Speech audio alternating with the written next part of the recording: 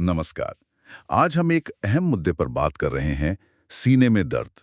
हमारे पास एक स्रोत है, chest pain differential diagnosis quick reference. ये एक तरह की गाइड है हाँ। और हमारा मकसद है ये समझना कि भाई सीने में दर्द के अलग-अलग कारण क्या हो सकते हैं और लक्षणों से कैसे अंदाजा लगाएं। क्योंकि देखिए, सीने का हर दर्द एक जैसा नहीं होता। कुछ हल्के होते हैं, कुछ बहुत गंभीर। हाँ। तो चलिए इस पर थोड़ी गहराई से बात करते हैं। हाँ। जैसे शुरुआत करें तो ये स्रोत बताता है कि अगर दर्द छाती के बीच में हो रहा है और वो भी मेहनत करने पर और फिर आराम करने पर चला जाए, हाँ। तो ये स्टेबल एंजाइना हो सकता हाँ। है ना? हाँ, बिल्कुल।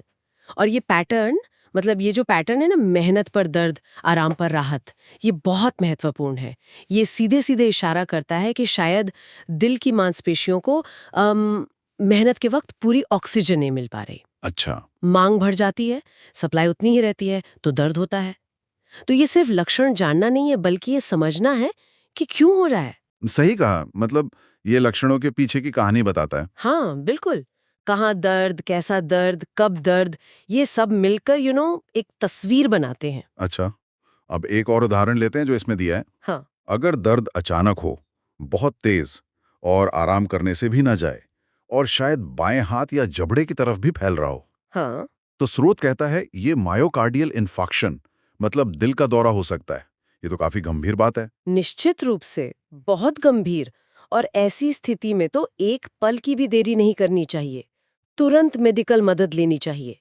स्रोत में और भी ऐसी खतरनाक स्थितियों का जिक्र है, जैसे एओर्टिक डिसेक्शन। एओर्टिक डिसेक्शन वो क्या होता है? इसमें जो हमारी मुख्य धमनी है ना, एओर्टा, हम्म, उसकी अंदर की परत फट जाती है।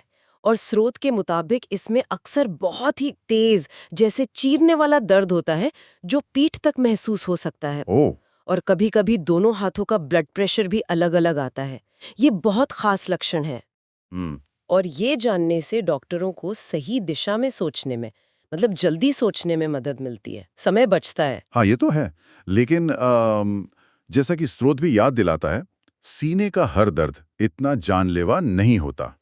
कुछ और वजहें भी होती हैं जिनकी प्रकृति बिल्कुल अलग है। बिल्कुल। जैसे इसमें जीईआरडी का जिक्र है, गैस्ट्रोइसोफेजियल रिफ्लक्स डिजीज। हाँ, जीईआरडी, मतलब वो एसिडिटी वाला मामला। खाने के बाद सीने में जलन, मुंह में खट्टा पानी आना। हाँ, हाँ। या फिर एक और है कोस्टोकॉन्ड्राइटिस। कोस्टोकॉन्ड्राइटिस, हाँ। इसमें पसलियों और छाती की हड्डी के जोड़ में सूजन आ जाती है और छूने पर एक खास जगह पर दर्द होता है। तो मतलब इन सब का निचोड़ क्या है? यही कि सीने में दर्द के कई कई अलग-अलग चेहरे हैं। बिल्कुल सही। और ये जानना जरूरी है।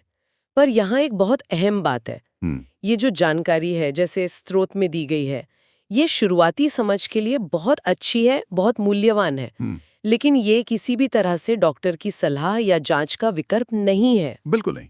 हाँ, ये बात तो गांठ बांध लेनी चाहिए। सीने में किसी भी तरह का दर्द हो, चाहे वो हल्का ही क्यों ना लगे, डॉक्टर को दिखाना ही सबसे सही कदम है। ये जानकारी हमें बस ज्यादा सतर्क बनाती है। ये समझने में मदद करती है कि कब मामला गंभीर हो सकता है। सही कहा। और ये सोचने वाली बात भी है कि अगर हमें इन अंतरों की थोड़ी सी भी समझ हो, तो शायद हम अपनी या किसी और की तकलीफ को लेके ज़्यादा सही तरीके से रिएक्ट कर पाएं, डॉक्टर के आने से पहले भी। हाँ, बिल्कुल। वैसे स्रोत में कुछ और वजहों का भी जिक्र है, जैसे पल्मोनरी एम्बोलिज्म, फेफड़ों में खून का थक्का जमना, हाँ, उसमें अचानक एक तरफ दर्द और सांस लेने में दिक्कत होती है। और पेरिकार्डाइटिस भी है, दिल के आसपास की झिल्ली में सूजन। हाँ, उसमें तेज दर्द होता है और अक्सर आगे झुकने पर थोड़ा आराम मिलता है, ऐसा स्रोत कहता है। तो ये सब दिखाता है कि ये कितना कितना जटिल विषय है। हाँ।